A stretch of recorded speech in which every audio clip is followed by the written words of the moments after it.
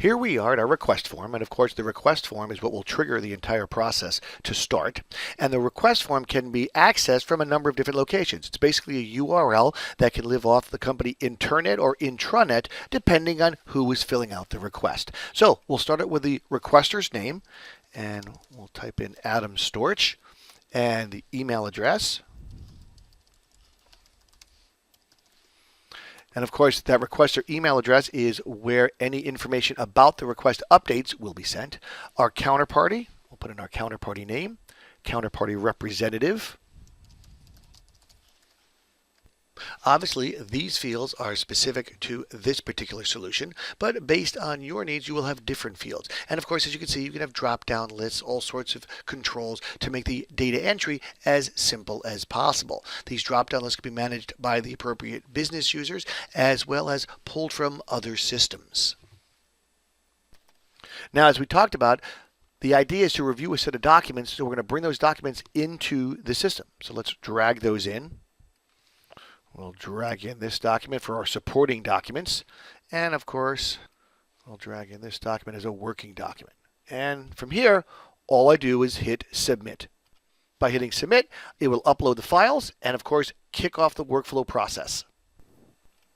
Once the form is submitted, of course, the workflow is started and people who are assigned tasks will receive notifications. Here is such a notification for the first task in the workflow. This went to Adam Storch. So he has been notified that there's a CR request, contract review request. The number was automatically signed when the workflow is created. And here, of course, is all the pertinent information about that request right in the email.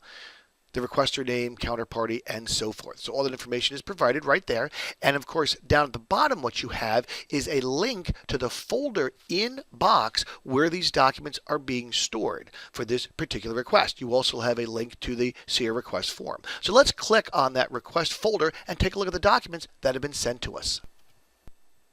So here we have single sign-on set up, of course, so I'll hit continue. And of course, here we are in our folder. Let's widen the screen out a bit. So as you remember, we went off and submitted the folder for Tivana. That was our particular vendor we entered. Here's the CR that was automatically created. You'll notice it automatically created a folder structure for us based on this particular solution just by filling out the form. Here is a memorialized version, if you will, of the data that was entered. So here's that CR number and all the original information. So you can see what was originally provided to us as part of the form submission. And if I go into, say, working documents, here is the working document that was uploaded. Now, another key thing to notice is, of course, when I go to details over here on the right, and I'll scroll down, and you'll see that this particular metadata, the contract request number, contract status, contract validator, all this metadata was automatically filled in when that document was either dropped into the folder or, of course, as part of the workflow. Example, QA person being Jason. Now, this metadata now allows us to easily find this document when searching. So let's do that. Let's go back up here. And of course, our out-of-the-box box searching. And I can search for either a contract request document or a request form, the original form we filled out. Let's look for a contract request document. And I'll scroll down. And let's say I want to find one for the counterparty or vendor Tivana.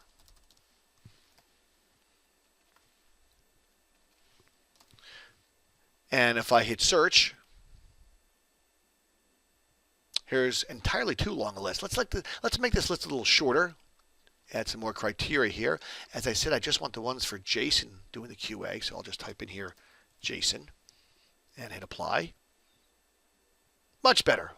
So here's the one document I'm looking for, and again from here I can go off and do what I need to do with that particular document. Here we are back at our workflow notification, and of course this is what started the process for accessing that particular task, the first task in the workflow. You'll notice at the bottom it says you may reply with reject, approve, or send for legal review.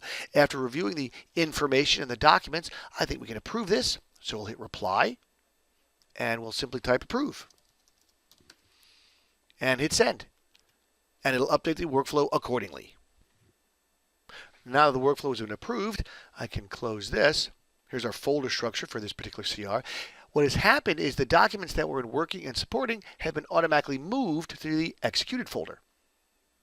So here the documents are now sitting in executed, and if I click on one of them, what you'll notice under details is the status has been changed to executed copy MSI. So of course the status has been changed and the document has been moved, all as part of the workflow process.